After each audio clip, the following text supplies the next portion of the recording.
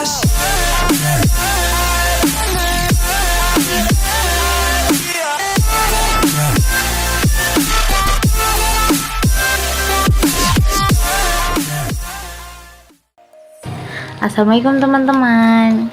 Pada kesempatan kali ini kita akan membahas tentang filsafat ilmu. Sebelum itu perkenalkan, nama saya Ananda. NIM saya 2411101148 dengan prodi Pendidikan Agama Islam. Pada kesempatan kali ini kita membahas filsafat ilmu ya. Ada 3 pertanyaan. Yang pertama, berfilsafat termasuk dalam berpikir, namun tidak semua orang yang berpikir itu termasuk berfilsafat, dan bisa dipastikan bahwa orang yang berfilsafat itu pasti berpikir. Coba Anda jelaskan. Kedua, jelaskan pengertian filsafat, objek filsafat, cabang-cabang filsafat, kedudukan ilmu, agama, dan filsafat. Yang untuk pertanyaan ketiga, kita akan menjelaskan masa-masa, tokoh, dan pemikiran utamanya.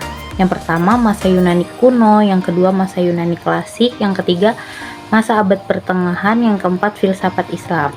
Untuk pertanyaan pertama, Sultan Takdir Ali Sabana berpendapat bahwa filsafat adalah berpikir dengan insaf.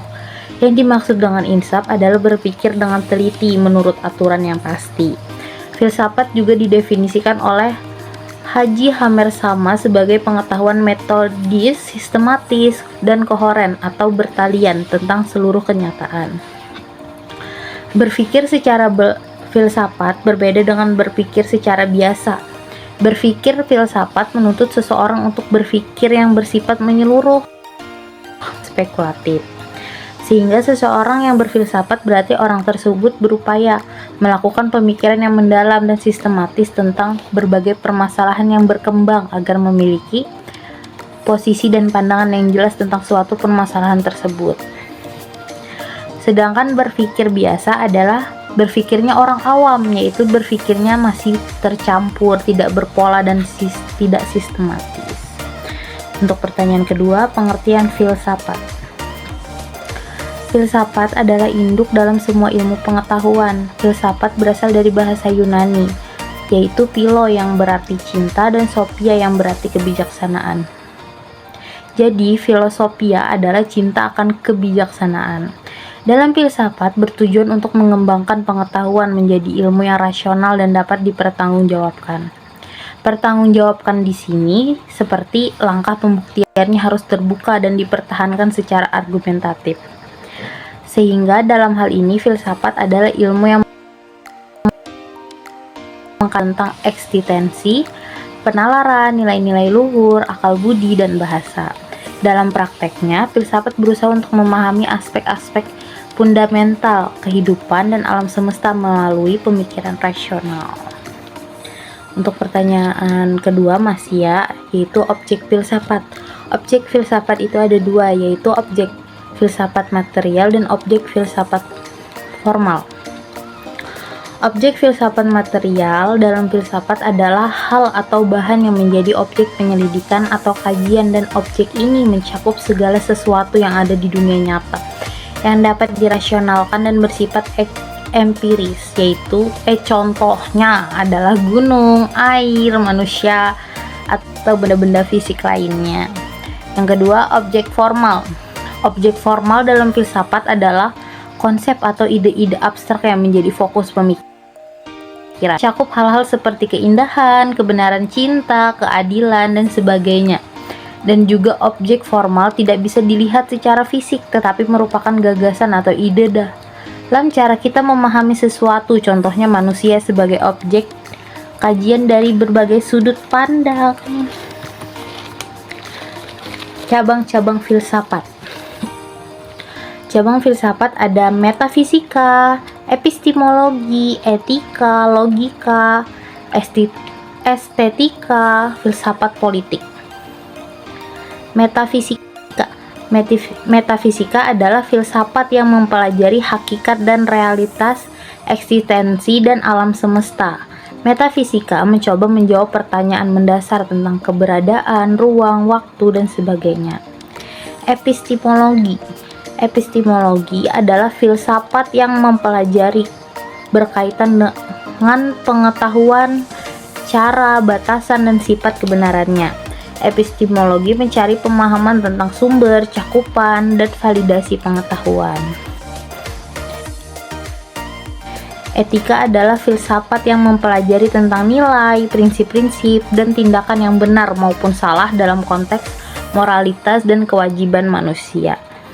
Logika adalah filsafat yang mempelajari tentang penalaran argumen yang valid dan pemikiran yang rasional sehingga tidak terjadinya kesalahan atau kesesatan dalam pemikiran.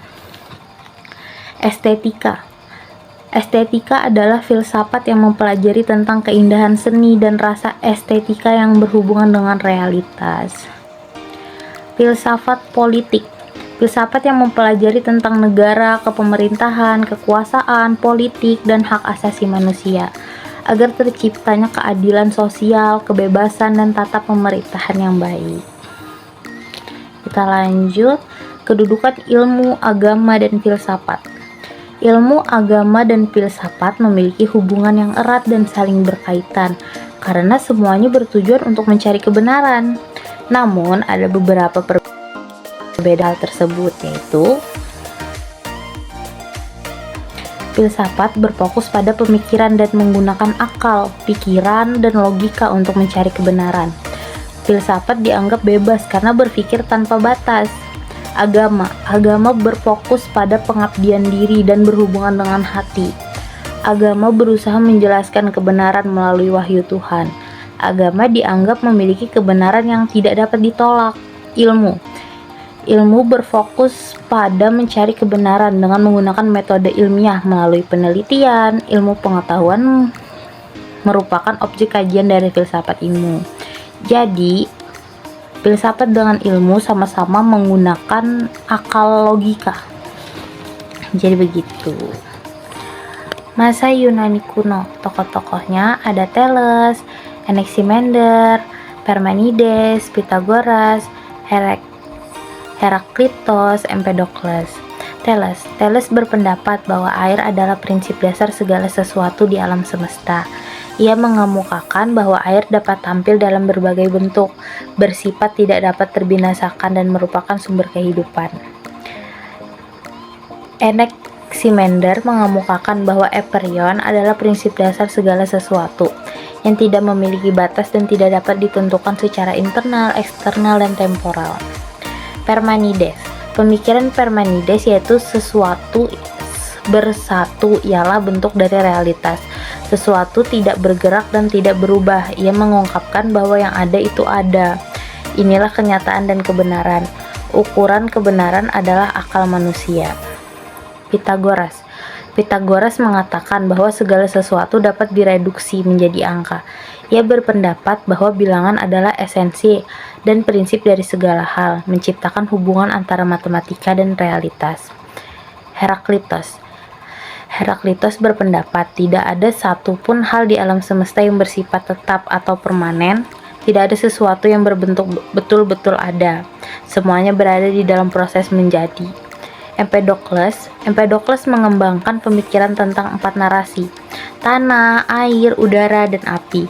Ia berargumen bahwa semua benda terdiri dari kombinasi keempat unsur ini memiliki sifat saling berlawan. Masa Yunani klasik, tokoh-tokohnya ada Socrates, Plato, dan Aristoteles. Socrates memusatkan filsafat pada manusia dan etika, memperkenalkan metode dialektika untuk mencari kebenaran melalui tanya jawab. Plato mengembangkan konsep dunia ide yang sempurna dan tidak berubah, serta menganggap dunia fisik sebagai bayangan dari dunia ide. Aristoteles fokus pada logika dan pengalaman inderawi sebagai dasar pengetahuan. Ia menolak konsep dunia ide Plato dan lebih menekankan pada pengamatan terhadap alam sebagai sumber pengetahuan. Abad pertengahan, tokoh-tokohnya ada Agustinus dari Hippo, Thomas Aquinas, dan Anselmus. Agustinus dari Hippo mencoba mensintesiskan filsafat Yunani, Platonisme, dengan ajaran Kristen. Ia menganggap Tuhan sebagai kebenaran mutlak yang harus dicapai. Thomas Aquinas menerapkan pemikiran Aristoteles dalam teologi Kristen dan memperkenalkan 5 jalan untuk membuktikan kebenaran Tuhan. Quinquivi.